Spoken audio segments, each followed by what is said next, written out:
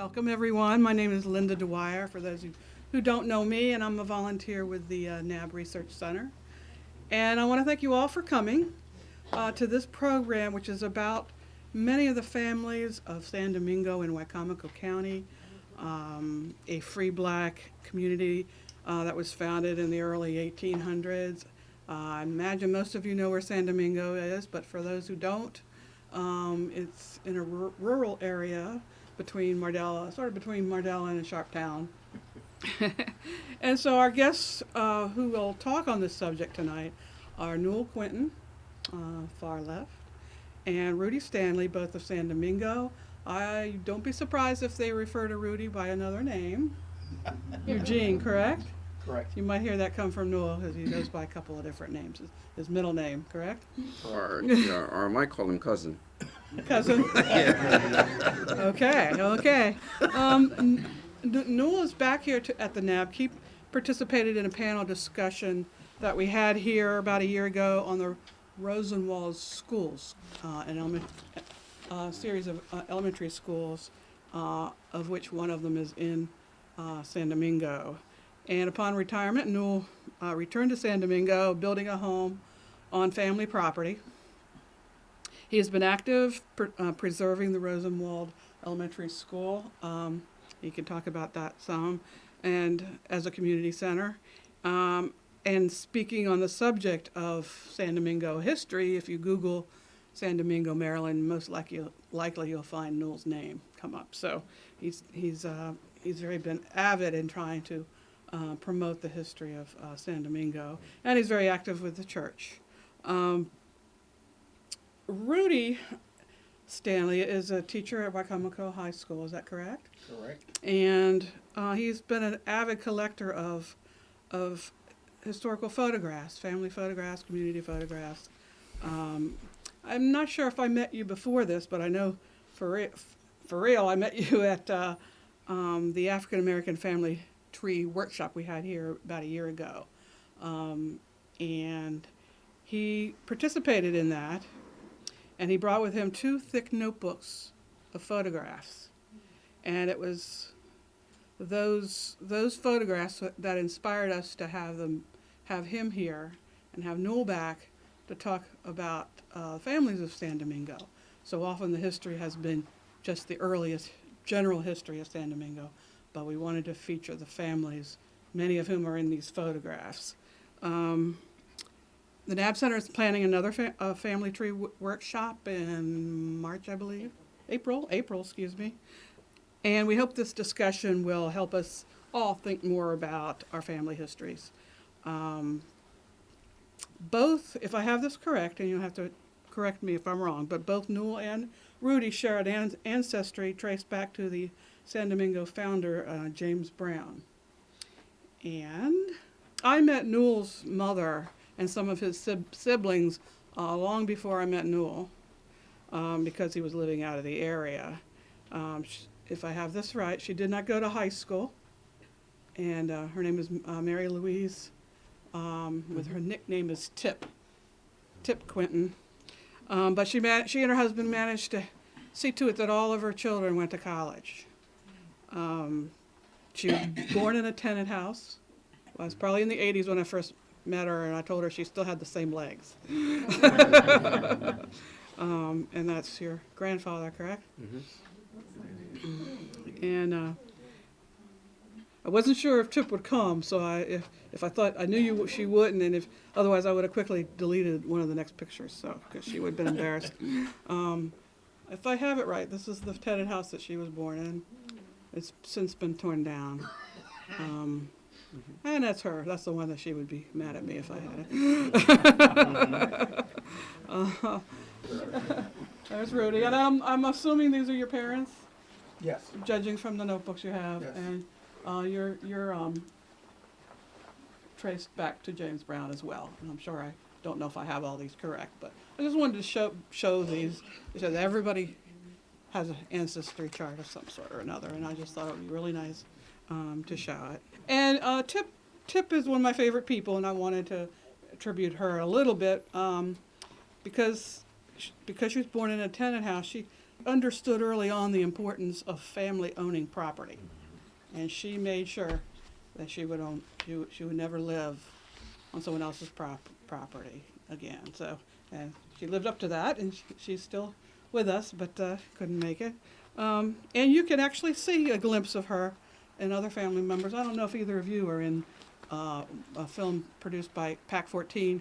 You can see it online, at least you could last I checked, of people making the making of Scrapple. So, were you in that, Rudy? Just Newell. I did see Tip in there. So if you might want to take a look at that. That's really fascinating. And like I said, this is at Rudy's chart, and with that of his parents. And Rudy brought with him numerous old photographs of families related to both he and Newell and other longtime families of San Domingo. We look forward to learning more about the families, and please join me in welcoming Newell and Rudy. So,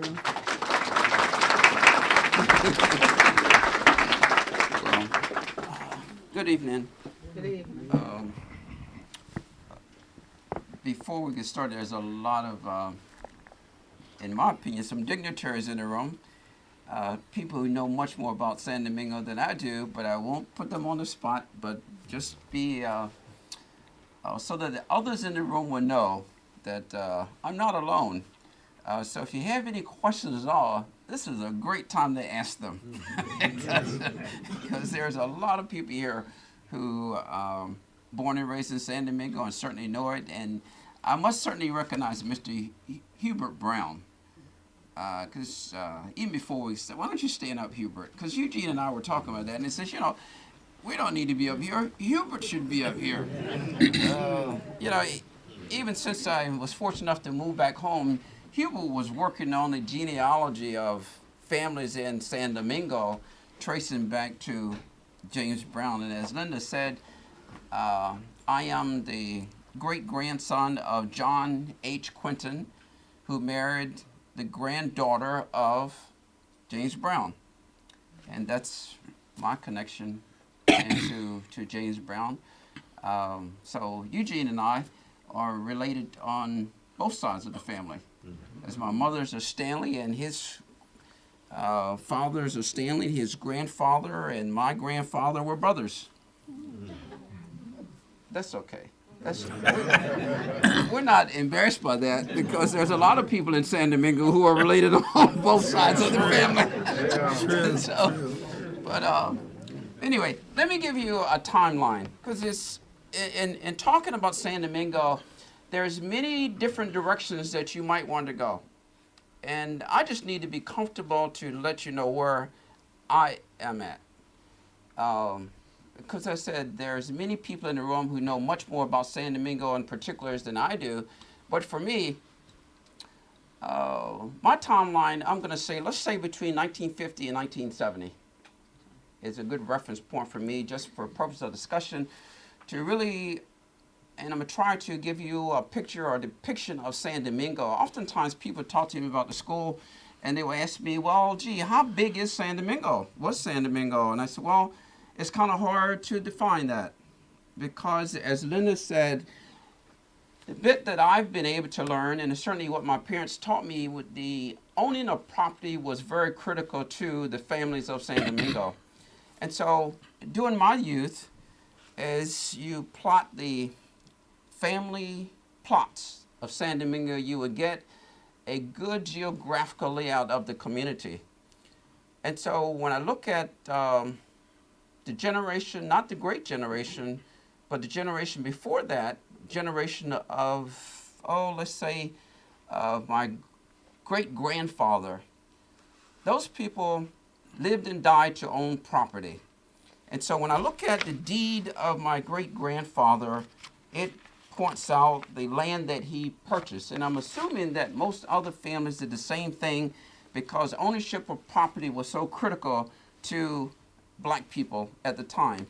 And if you put all those parcels of land together, then you would get a good feel for how large San Domingo was.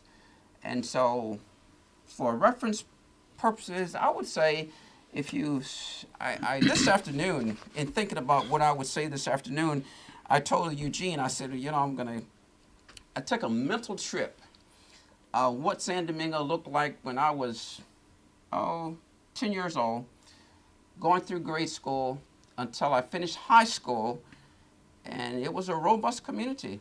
I counted 100 families easily that had significant land, significant numbers of people, property, interdependence that supported themselves, their extended families, and each other. I also counted possibly 3 stores.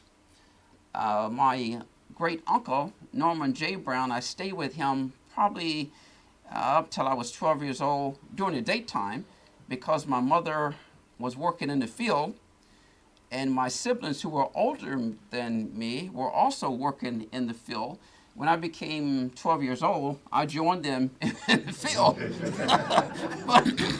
but up to that point, I remember staying with Uncle Non, as I called him. And Uncle Non had a store pretty much close to where San Domingo Road, not far from where San Domingo Road intersects Laurel Road if you're going north towards Sharptown and from San Domingo. The importance of that is you got to see all the activity and hustle and bustle in San Domingo, because as people left San Domingo to go to work either on the farm or in the factories, and coming back home, they would stop by Uncle Non's store. And they would buy different staples or whatever they needed for the day. And of course, there was this barter system present. And that's the first time I learned what a book was. And Uncle Non kept a book because most people didn't have money to pay. And so I got into different terms, like he would say, we'll settle up at the end of the week. And so you learn what settle up meant. And so Uncle Non would tell me, he said, well, just write it down on the book and they'll see me on Friday. So anybody wanted candle this, candle that, I would write it down, and he said, don't worry about it. They'll settle up on Friday. And that's the way things went. And so then, interesting thing, he always had these big round piece of cheese in his wooden box on the counter. And people would stop by, even during lunchtime, coming out of the field, and it would and he also had this bologna in cloth. And so they would come out of the field to get their lunch. They would take a slice of cheese or a piece of bologna, put it on bread, and that was lunch. Or on their way home, they would stop by and get a piece of cheese. So there was another gentleman in the community who was a very good friend of Uncle Non's. He was Mr. Fraser Brown, who also happened to be a relative, because my grandfather's second wife was Miss Berta J. Quinton, who was also Mr. Fraser Brown's mother. And so, anyway, I got to know Mr. Fraser real well. And so Mr. Fraser and other men would be at Uncle Non's store oftentimes during the afternoon. And so somebody would stop by and says, yeah, I need a quarter pound of cheese. And I look at Uncle Non, and he says, give him a quarter pound of cheese. And I said, you know, I'm 10 years old. And so Mr. Fraser would look at me, he says, let me explain to you what a quarter is. You know, and he would show me how to cut out a pound. And he says, okay, now you break that into 4 pieces and they got a quarter.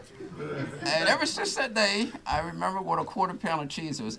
But that's just a type of activity that will go on every single day in and around going and coming to San Domingo. But in terms of this people and the nature and the property, I often believe if you looked at the property and the land that people owned and those families and the houses, it was a community that was pretty much self-sufficient, that had a great sense of pride, of ownership, that supported themselves and supported each other. And I tell people all the time, 2 things held them together. Well, it's 3 probably. The family, the church, and the love for each other. And then they had this drive for education. And Eugene and I talk a lot about that when we look at the school and the church. and that the same families were involved in providing for both of those and maintaining them, as well as donating the land for both of them. And so we know that early in the stages of San Domingo, those two institutions were present all the way through my lifetime. And when I see students today talking about those things, I said, gee, you got to understand that those two institutions were cornerstones for the black community and still are. Because many people ask me, says, gee, why do you want to spend all that money to restore that old school? I said, well, it's more than a building. The school represents a whole life story in terms of the effort made to even have the school, to enable their kids to attend school, and what it provided for future hope. I remember my father would talk to me much about the importance of education. And of course, he didn't get the opportunity to go past, I think, fourth grade. And he would often tell me about different things in growing up and having to go to work.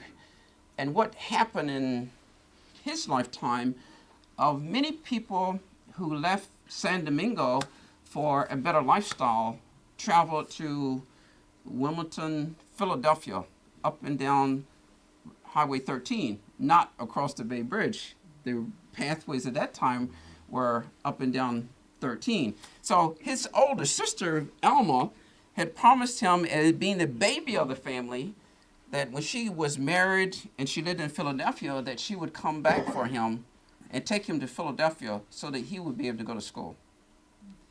Now, unfortunately, Alma died before he was able to do that dream for him. But he never forgot it. And I think that, in a sense, established within him the commitment that his children would pursue higher education. And I know that, as Linda said in talking with my mother, those two things were, I don't know if Reverend Moody's not here, so there are probably more ministers in the room, but I said those two things were preached to us every night, that own property and pursue education. From both my mother, who lived as a tenant on a Ryder farm and saw her father and her mother and her brothers work their entire lives in someone else's property. And so when they moved, and she, to this day, knows the exact time when she and my father built the house in 1939, that she never, ever will live in anyone else's property. I think that mindset wasn't just in her mind. I think that was sort of, felt across the community, not only in our household, but across the community, of the struggle to acquire property and hold on to it. And she tells me many times of the people in San Domingo who struggled to hold on to their property just from paying their taxes, to do anything, cut wood primarily, or sell farm products to pay their taxes, to hold on to their property. Now, my father was totally committed to pursuing education as a means for us to hopefully have, in his words, a life better than he had. And so we would say, Daddy, we really don't know what you mean. And he would start explaining it, that at a very young age, he had to go to work, and on and so forth and so on. And that was his whole main purpose to him in life, was to make sure you go to school and have a better life than I've had. And he preached that all the way until he died. And I think these are the things, or tenets, that drove that generation, that developed San Domingo and held it together. And I know it was things in my family, and I just believe those were the same feelings across these other group of 100 families that I can count in that timeline I gave you, that 1950 to 1970. I think one of the other things I'll share with you very quickly, and then I'm going to sit down and let my cousin Eugene show you some pictures, is in growing up in San Domingo, it's probably like any other African-American community. When I was probably 10 years old, I remember the county paving the road in front of our house. Small thing. But the reason it was so important is because it changed one of the dynamics in the community. And I'll tell you why. From my standpoint, remember that timeline now, we could go to anyone's house just by following a particular road. There wasn't one road. If you wanted to go to church, we went across the hill, at a hill that we called Sarah's Hill, which was the granddaughter of James Brown, and her house was on that hill. So you leave home, you go across Grand Sarah's Hill, and that road would take you right past the Staley property out to church. If I wanted to go to the Hopkins house, then I would take a different road. And this network of roads connected most households in San Domingo. So that to me was very important. As I thought about it today, I said, gee, and of course I walk a lot, I don't know, through the woods and looking at where the old roads were. And I remember when we had our property surveyed, the surveyor mentioned to me, he said, you can tell where the original houses were by looking at certain plants in the woods. And I said, gee, what do you mean? He says, you see these flowers that are still coming up here? He says, well, at some point, there was a house here. You dig down under the leaves, and we call them the pine needles, or at that time, we call them the shats. Okay? And you'll find some bricks. And sure enough, you walk through the woods along some path, and you'll see some different types of plants. There aren't pine trees, oak trees, maples, and sure enough, those were flowers or shrubs around someone's house. And if you, as I was, going down these dirt roads at 10 years old, you probably can figure out whose house it was. Now, I know, and I tell my wife all the time, I said, you have to be impressed with the pride of the community, because every household and every yard in my youth was immaculate. It was neat, orderly. There was a garden associated with the property. There was animals, chickens, hogs, and in some cases, cows. I remember Mr. Eddie Gausley had, I never forget, my father took me down there and he had some cows. And I asked my father, I said, where are we? And we're down Elsie Brown Loop, which is Elsie Brown Loop now, Mr. Eddie Gausley. And I was real small, following my father, and he had these cows down there, and it was amazing to me. But anyway, so in terms of magnitude and size, geographically, it was a big community, but it was held together by this network of roads, and irregardless of what road you traveled, you were going to go to someone's house. People didn't live along our streets, per se. This is rural areas, and those homesteads were connected by these roads, and that connected the families together, and those were the same. You could look at that and see the whole family tree.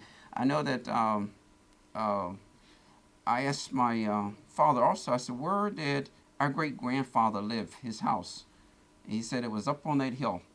And that's where I fortunately able to build my house on the same hill, Grand Sarah's Hill. And I said, well, where was Pop George? And Pop George was right down beneath that hill. And so on different sections of the property, and I find the same thing in other families. I know that the McGlotton property was not far from there. And Mr. Will McGlotton, Herman McGlotton, Earl McGlotton, all of them had homes in reasonable proximity. You could do the same thing for any other family that Eugene is going to mention. You would see those dynamics taking place. And I only said to you that it was extensive. I remember Mr. Hargus Brown's property at the corner of North Twilley Road and now Maiden Choice Lane. Very immaculate, very two-story home, large barn in the back. And when you go there, you had to be impressed with the neatness of it, the order of it, and just very impressive. And that was during that period of time from 1950 to 70 that I recall. So I put it on that timeline because when you go through San Domingo today, I tell people, I said, well, it's a shell of what it used to be. And I'm going to stop talking there and we'll pick up with some questions. Because my wife told me, says, don't go beyond 10 minutes. That's okay.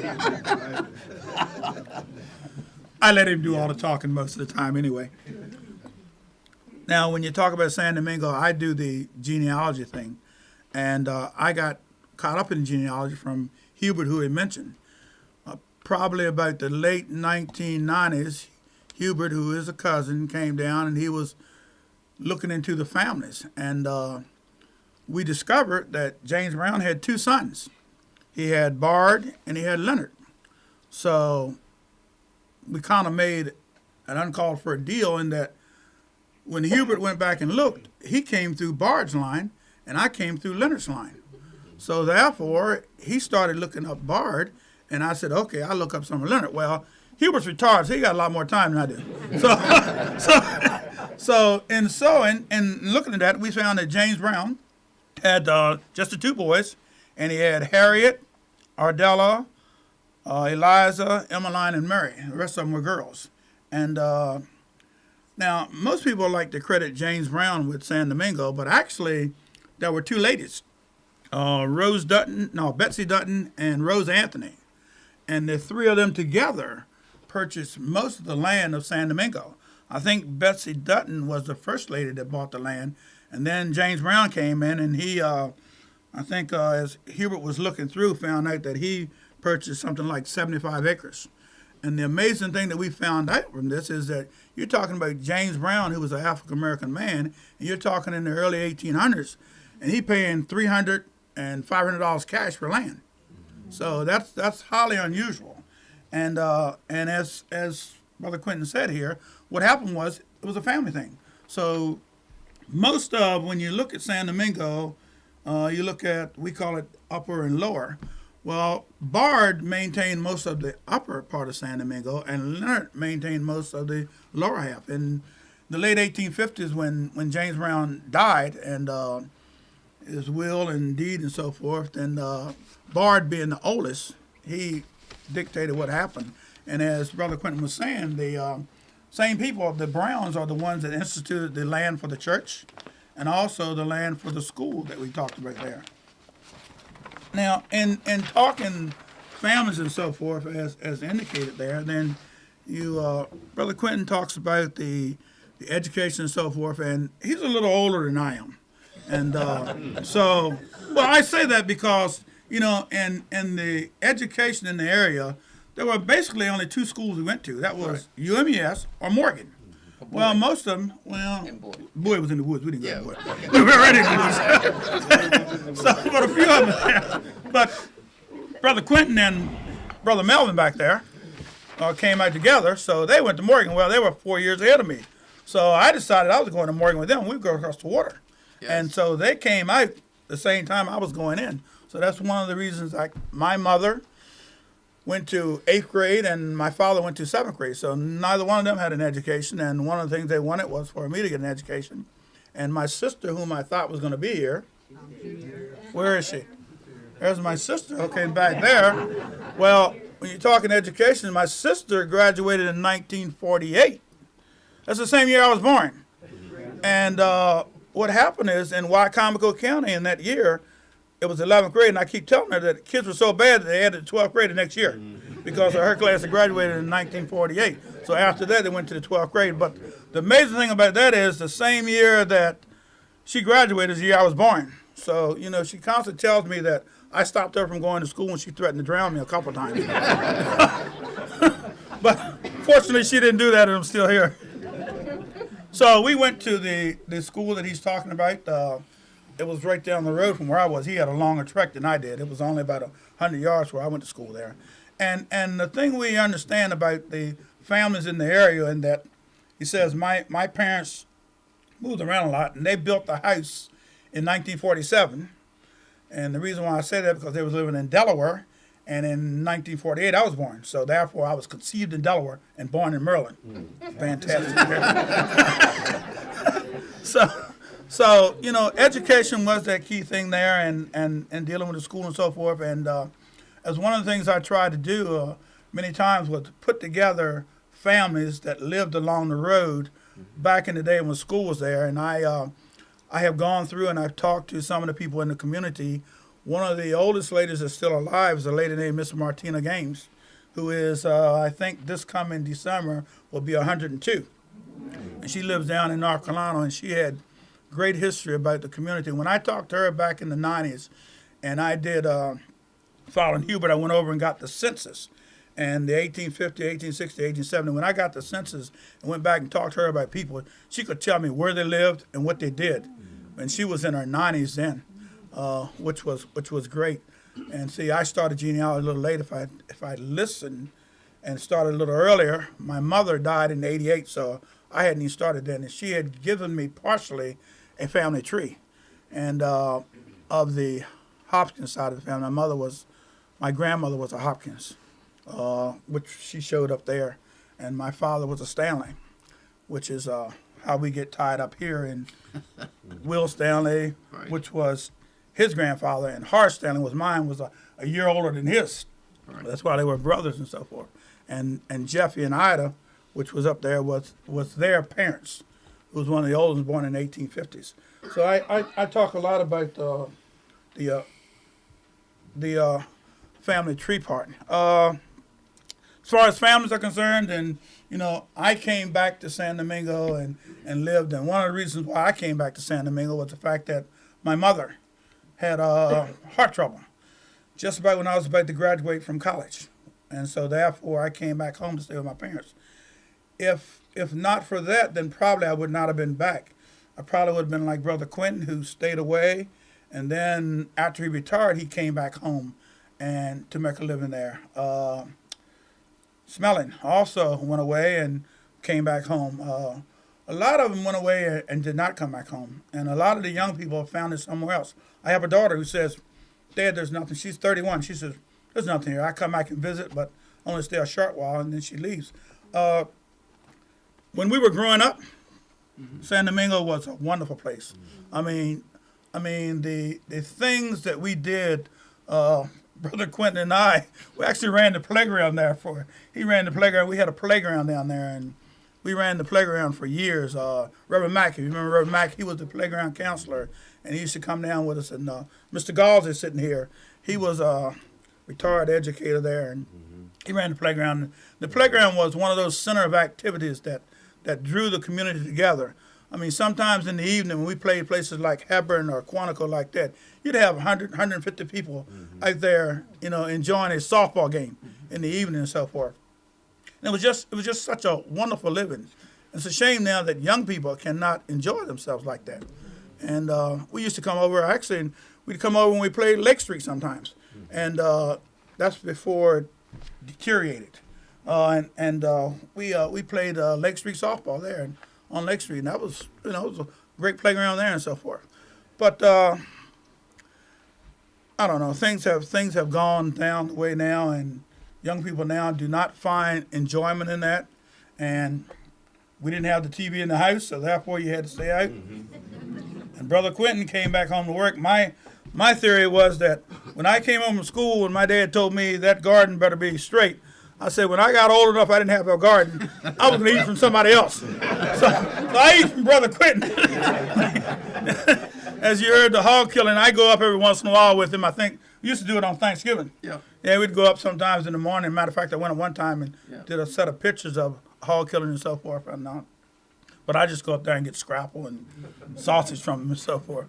But I don't do any of the gardening. There are many stories as to how San Domingo got its name. Probably the one that sticks and thinks the most is that in 1791, down in the Dominican Republic, there was an uprising. The Dominican Republic was ruled by, a few Caucasians and many, many other people. And there was an uprising, and all the Caucasians were slain in that area there. So therefore, around the early 1800s, the name San Domingo came to be associated with that. And what it said was remember now we're talking about slavery still existing. So up and down the county there were slaves, but the uprising in San Domingo cautioned people not to come there to look for slaves. So we never had that problem in San Domingo that we can call. Of course, in Dorchester County and so forth, you got the Cannon House up the road there where you had Patty Cannon did all that. But we never hear about her coming to San Domingo and so forth. And one of the reasons why we think is because of the name San Domingo, which carried with it what happened.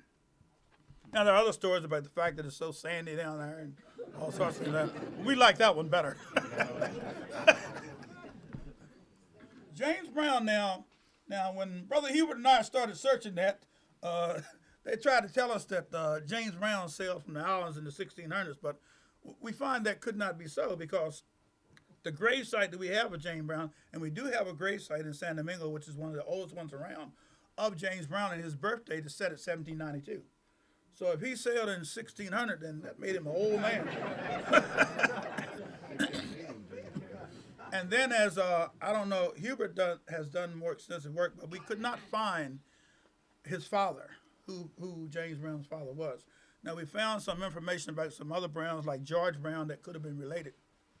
You see, when you go back there, this whole area was only 2 counties, which was Somerset and Dorchester. So all this was Somerset. So therefore, originally Somerset County was settled by African Americans from Virginia. And, they came up and settled in the county, and some of them came over here. So we're saying that James Brown could have been born right here, which is the most likely case. And he went to Dorchester County to find a wife, which was Elizabeth. And from there, they produced all these children and so forth. You see, in our family, we have a contention that John H. Quinton really came from the Caribbean. Now we're trying to document that by talking to other people. And the census lists his occupation as a mariner, and we truly believe that he was a sailor from the Caribbean area. My oldest sister, who was working at Howard at the time, did make an acquaintance with some gentleman whose name is Tony Quinton, and his family is from St. Croix. He relates the story of a man by the name of James Quinton, who is his great-grandfather, and that John is possibly his brother. And the story that he tells us is that they've been looking for John for some time.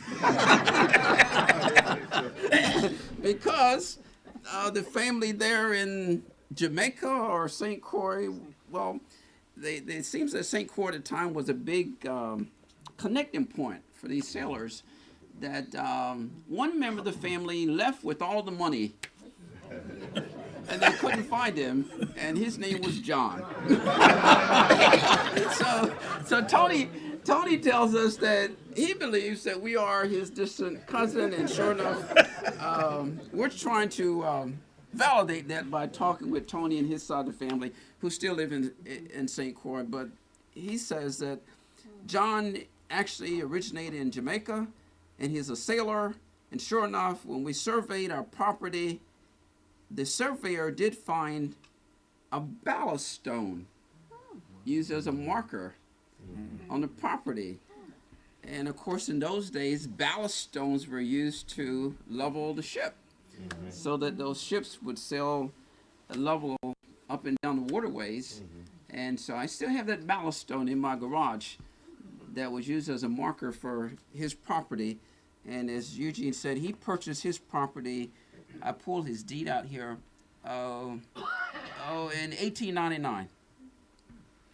And no, I'm sorry, he purchased it more than he gave some of it. 1896 is when he purchased his property, some 43 acres for $365. So that's probably the money that Tony's looking for. Now, to piggyback on that, the Caribbean connection is the fact that a lot of people in the area were sailors when you look at the census.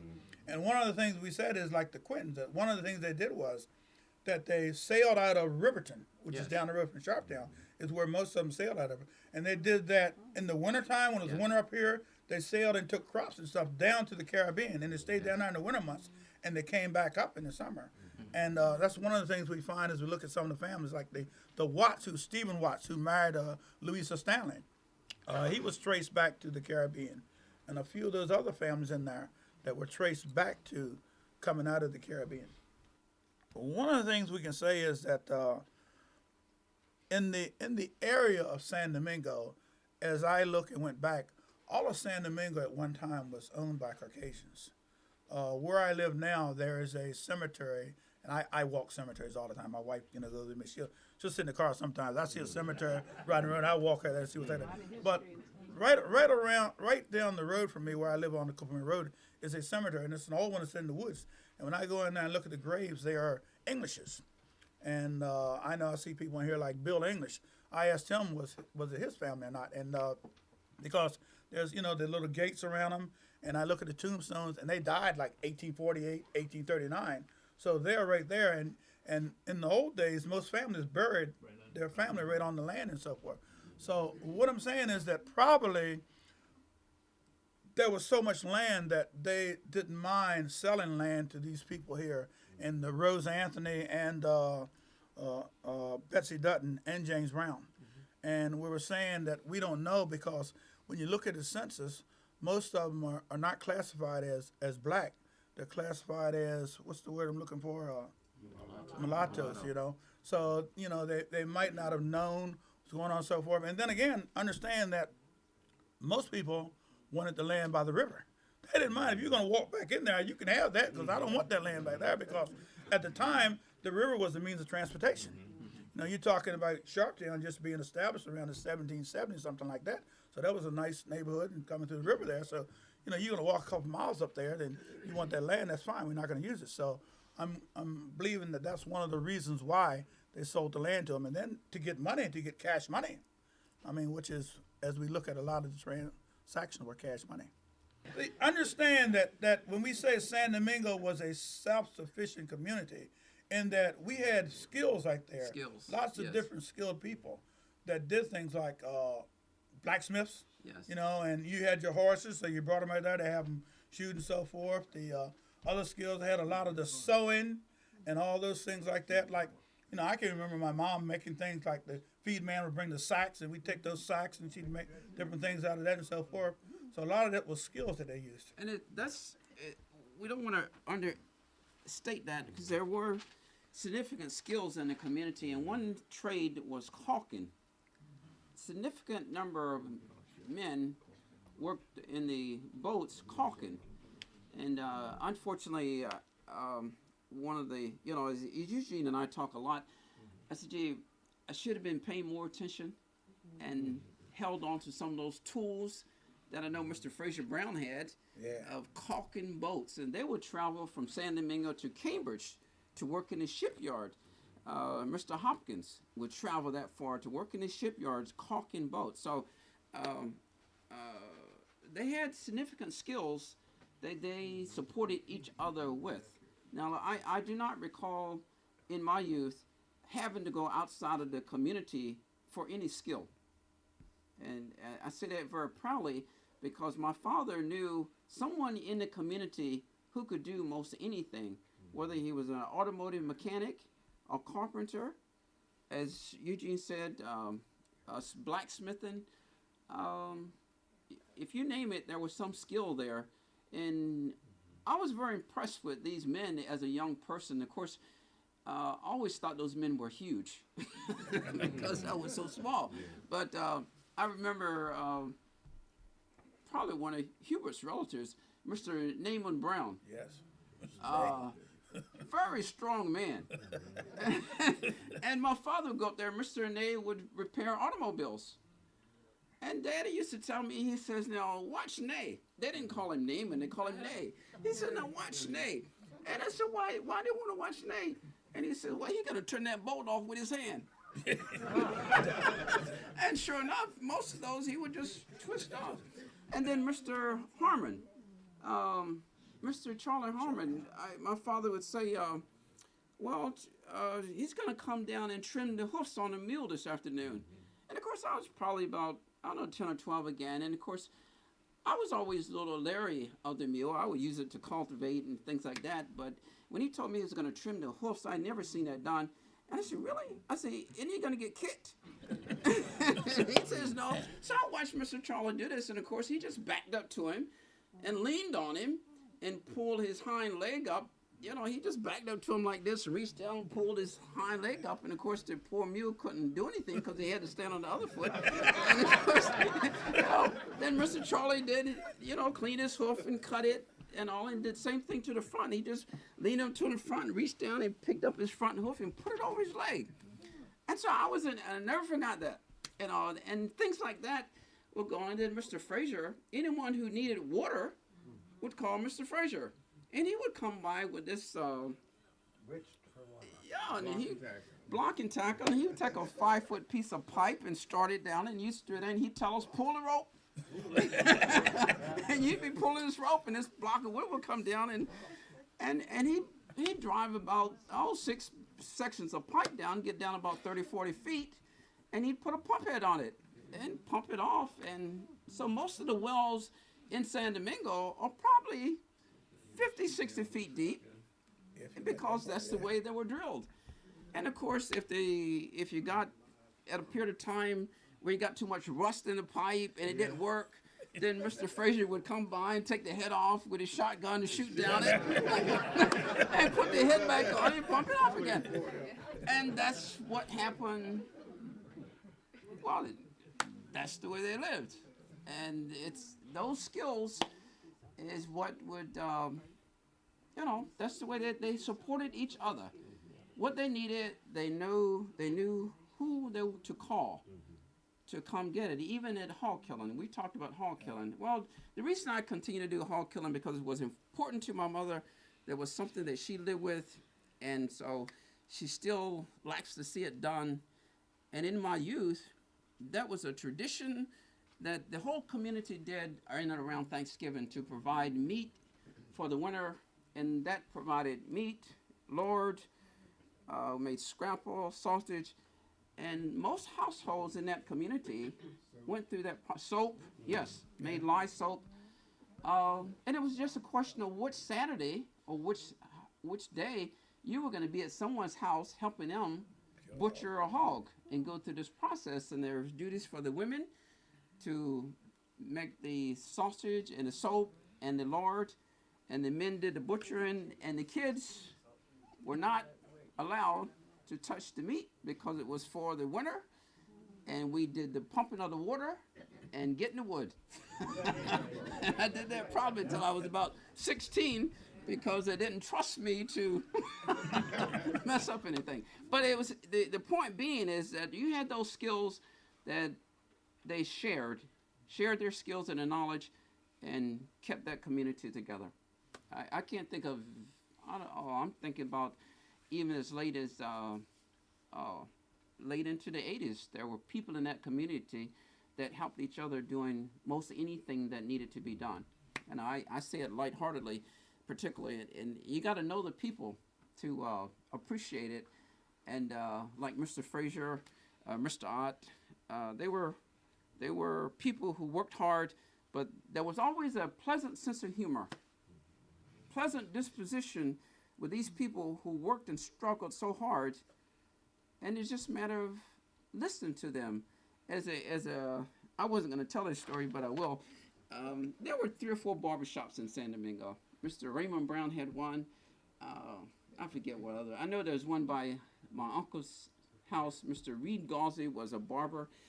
And we were in high school. What is it? Grand Harmon. And in high school, you always want to make sure you look your best and all. so we would say every other Saturday you had to get your hair cut. And seeing Gus White and these guys from Salisbury, right? So we got into the barbershop, and of course he said, "Now, how do you want it?" Which really didn't matter. You got it right. Yeah, that's right. But he was polite, and he would ask the question, "Well, how do you want it?" And everybody looked the same.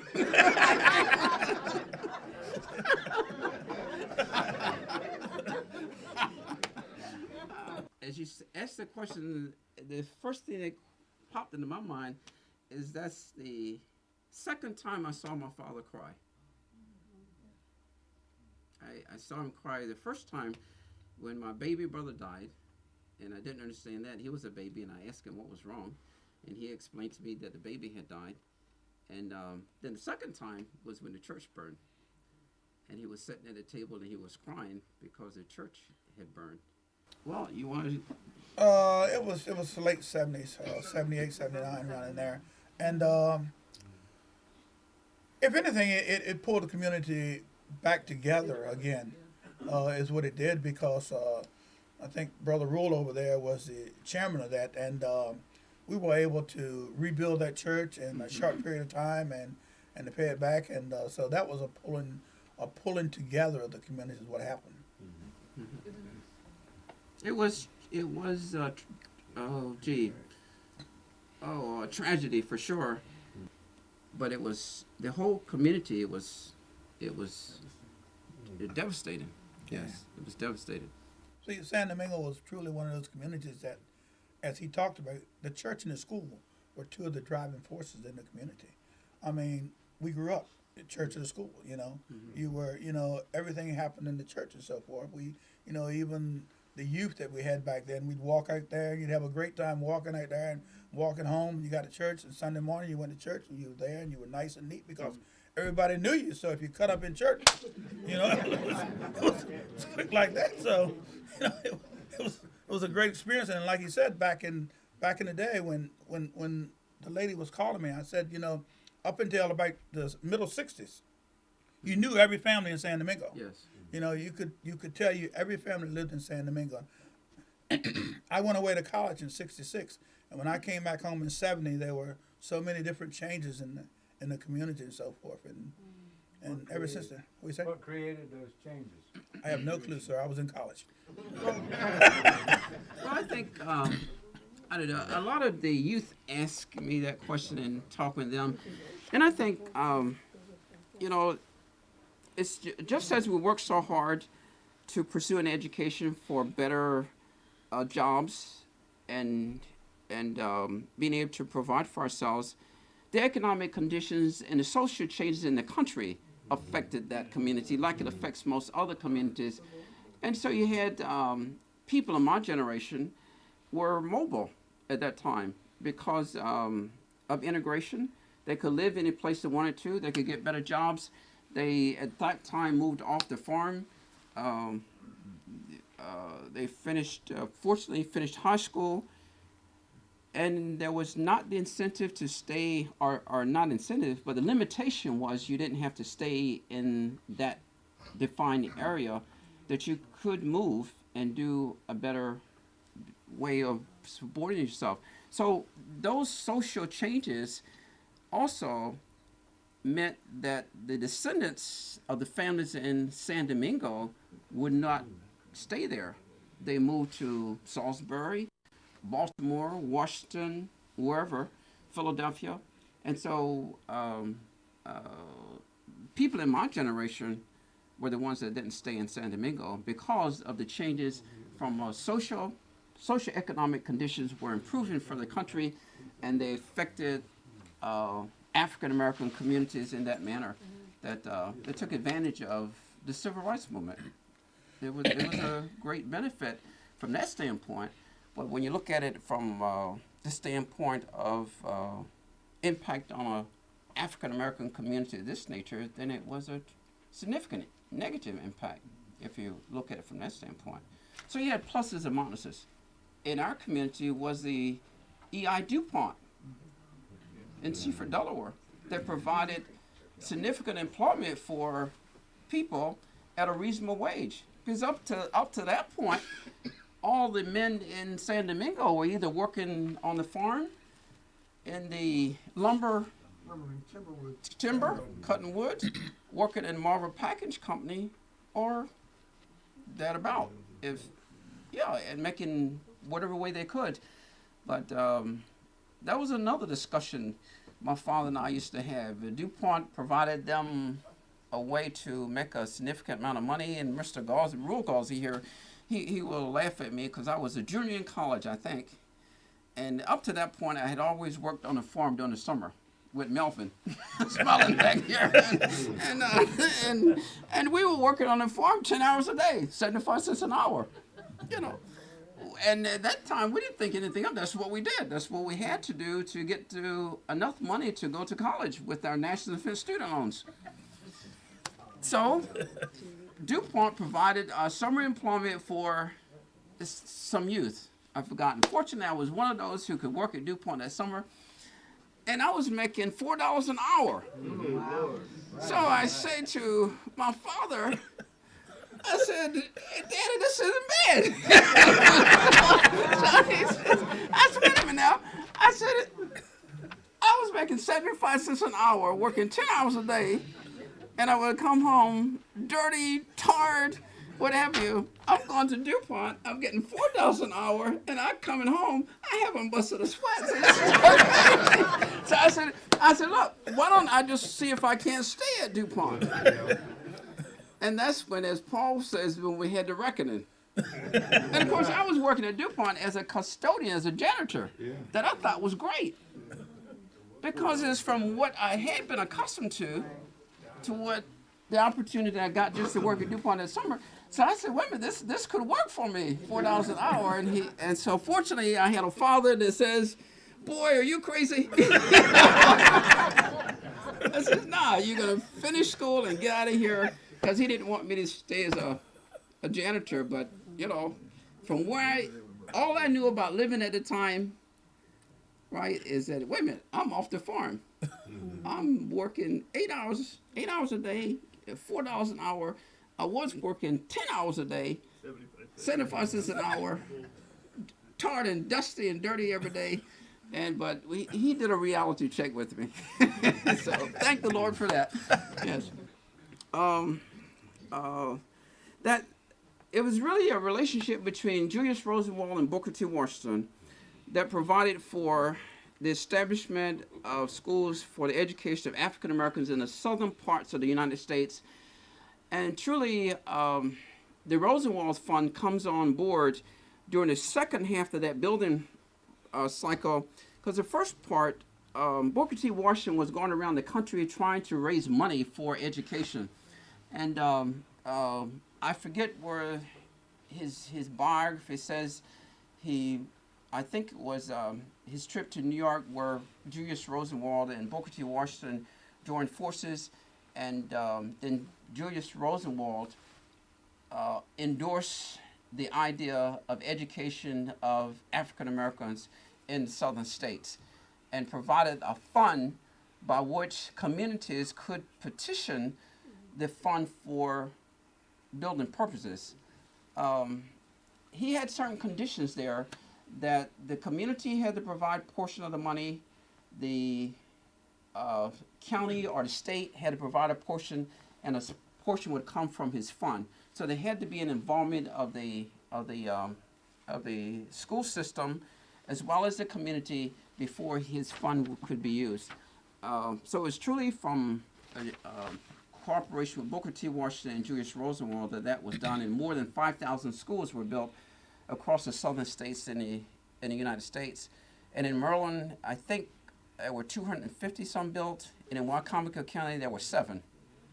And the one that we have in San Domingo was one of those. It was built in 1919, and I think $500 was from the Julius Rosenwald Fund, which probably was a significant amount of money. I forget how much money was totally spent out of the fund for all the schools, but for the one in San Domingo, I think $500 came from Julius Rosenwald Fund, about $600 from the residents of San Domingo, and about $3,000 from the county to build a school. The people in San Domingo donated lumber and the labor to dig the foundation, and the land, of course, was donated by William Brown. But it was that relationship with Booker T. Washington and Julius Rosenwald. For those of you that are here, one of the things that we found in looking at the old school is that we don't have very many pictures. No. To be a community that had a school as long as that, there are not many pictures or artifacts left from the school.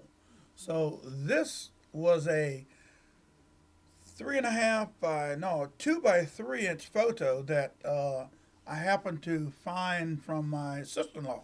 And as I looked at it, I said, "Now, let me take that up." So what I did was I blew it up to this size. And in blowing it up, we found out that this is a picture of a group of students outside of the school. Now, I have had this around with some of the elderly folks, and we can't identify any of these people on here. So we have no date as to what's going on here, but you can tell a side of the school right there. Now that's the picture. Now my sister can identify with that. My dad, he weighed about 320 some pounds. For those of you that some of them know my father, I never seen him that small. So, because I asked him, "Dad, how'd you get that big?" He said, "Well, Mom put yeast powder in everything she made." It just blew me up. And so now my sister Elaine can identify with Dad being that small, but I can't. That is Stephen Watts. Most people know Mr. Stephen Watts. He lived back there by the Gauzes and so forth. Church. However, his father was also Stephen Watts. And he's the one that came from the Caribbean that married my great aunt, who was Louisa Stanley, who was Jeffy was the oldest in 1855, and Louisa was born in 1856. And so that's his son there. You know what happened when the county started paving the roads? They did it without rhyme or reason. And it seems that if you happened to be living on that road at a time and was, I guess, influential and convincing the county we need the paving, and someone in the county knew you, then that was your name. Like, I live on Quinton Road. I assure you that the McLaughlin family was far more numerous and had far more property along Quinton Road than my grandfather did or my great-grandfather did. But at the time that this paving was done, my father was active, and I think the people in the county knew him, and that's what happened. I bumped into Mr. Norris Twilley one day, and I was talking to him about that, and he told me how that came about, and basically I'm relating that to you, that they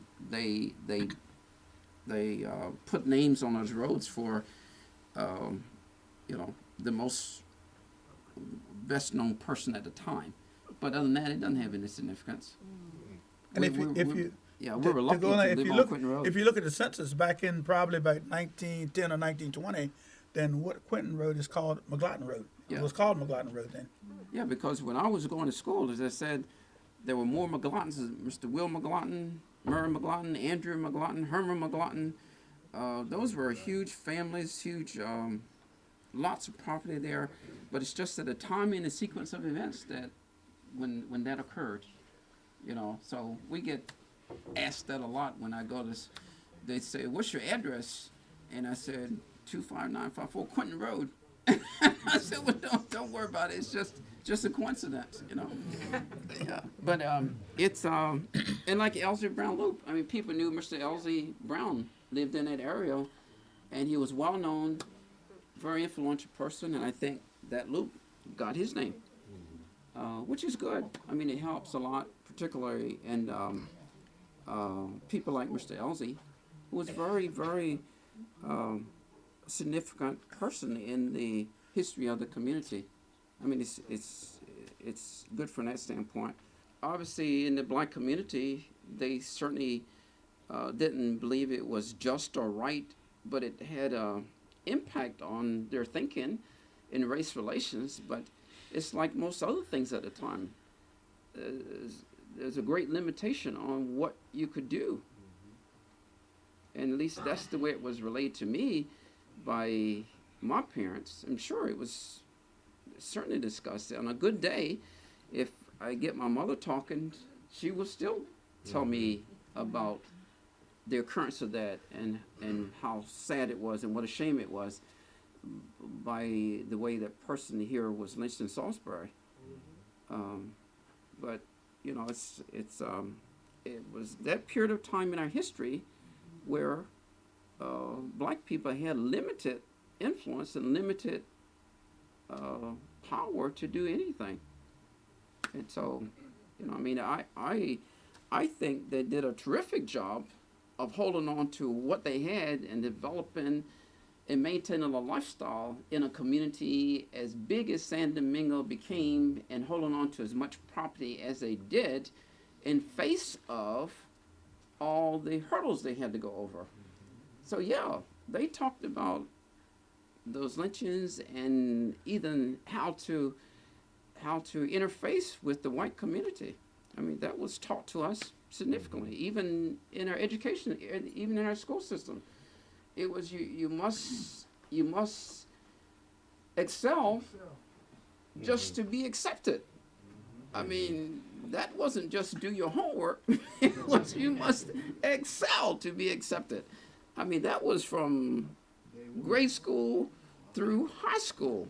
I mean, it's hard to explain that to our youth. My high school class out of Salisbury, there was 99 students, class of 1962. I think 6 or 7 of us were able to go to college. And I often think of all my other classmates, they ended up working in some entry-level labor skill, either on a farm, chicken plants, Campbell Soups at the time, or what have you. Not that that was bad. I'm saying that was the conditions at the time, and fortunately 6 of us were fortunate enough to go to school and pursue higher education. So because we had that opportunity, we do have an obligation to the community and to our forefathers to be successful. So yeah, that was not taught to us, it was preached to us. You must excel. Yeah, you didn't have a choice. There was no debate about coming home. And those other issues that you talk about, oh yeah, they were always present because of being accepted. You had to overcome those hurdles. It wasn't that you were going to be able to remove those hurdles. They treated it as if those hurdles were going to be there, and you had to overcome those and not let them be in your way. So it's a different mindset. It's not that your success depends on your ability to remove the hurdles. Your success depends on the ability to get over the hurdles or get around it. The only part I was talking about a little bit is that students of today have lots of questions, and one question is when we were tutoring, the kids were first they wanted to know where San Domingo came from and why we were in the area we were. So we explained that, and of course that got us into this big void that the students today seem to have, is that they have missed 2 generations sort of in their history. Their grandparents know the story, but their parents, because of being in the age of mobility and information, have not conveyed the story to their kids about our history. And so because of that, our kids in our tutoring class really didn't know the story of San Domingo and how it came about. And so they asked a question. They said, well, why can't we have a town like everybody else? And why don't we incorporate? And so I forget the student's name. I said, you know what, I said, I can tell you why, as far as I know, and it's just my opinion, is that our forefathers really did a great job of providing for their families. And you have to understand that in those days, moving forward in a political era or issue would have been very risky in the society at the time. So that's probably why they didn't do it. So he says, well, why don't we try to do it now? And I said, well, fine. It would be a great civics lesson. And so we sat down with him. He wrote a letter to, I think, to the county council, I think even to the governor's office, asking about the guidelines for incorporation of a township. And unfortunately, the governor's office responded, and his parent got the letter, and she put the Cahills to it before I could work with him to explain the next process. But I was realizing it's a great civics lesson to show him how state and local government works, that you have to ask for certain provisions and then you work the process. And so that's what we were going to do. We were going to use it as a teaching tool. But we didn't get to do it. But anyway, I explained to them that probably the reason it had never occurred is because our forefathers had enough to do with just providing for their families and holding on to what they had, as opposed to looking towards a incorporating of a township. And of course, we didn't get to talk to the mother to explain to her that really there's no danger, there's no risk. It's a great education tool, and it helps your son understand what the political processes are going to, to the state and then to local government. No. Well, the answer to your question is no. Eugene's going to give me a short answer. The answer is no. But They built. but see, the answer doesn't do the work that the men did justice. Now to give it justice, yes, there were a group of men called the Far Fighters. I forget force. It was anyway. They were foresters, and they actually built a 2-story brick building that would have space for 2 fire engines, and upstairs was the meeting place that they allowed the teenagers to have record hops. But they did build a building, and it sits not too far in front of the old school. But they never ever got the money to buy a fire engine. Okay. But they were in the process of having a fire engine in San Domingo. Yes. And when we were, I don't know, in high school, that was one of our big activities, was you could have record hops on the second floor of the firehouse. The most significant feature there is still Zion United Methodist Church. As I said, it's really just a shell of what it used to be, but there's a significant number of families there. We do a newsletter from our church, and we send that newsletter out to about 200 homes. 200 homes, but they're spread out. I mean, that's this issue of being incorporated and knowing the geography of the place. And those 200 households, in some way or another, are still connected back to these original families. I mean, I find some of the grandkids are, after they have retired, are moving back. A few, not a lot, but there's still about 200 houses spreading around that will say they're still a part of San Domingo.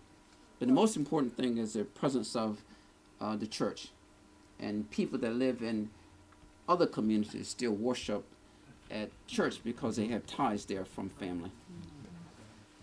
The people in San Domingo do the same thing as everybody else did. They sold their inheritance. And so you have a few families that still own the property, but a significant number of them sold their family land, and most of them, what land they own the land that their house sits on.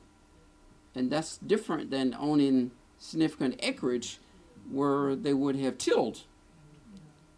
So you have that dynamic that occurred in the 80s and the 90s, because again, my generation that didn't want to get dirty feeding the hogs and feeding the chickens went off to the cities and sold their inheritance, except for a very few that held on to their homesteads. Ruel Gausley, Jason Brown, and Horace Stanley, when you looked at a map, they owned quite a bit of land around in San Domingo. And after that, it started deteriorating down, and you have very few families now that own the land down there. They sold it off, parcels and so forth, and things like that. And you buy a piece of property, build a nice home, and it happens to be in this geographical area that we at one point called San Domingo. You see that quite often. I mean, there's several white families in the area that we call San Domingo, but I mean, there's no connection. They just happen to have bought some of that property, build a very nice home, and that's where they live.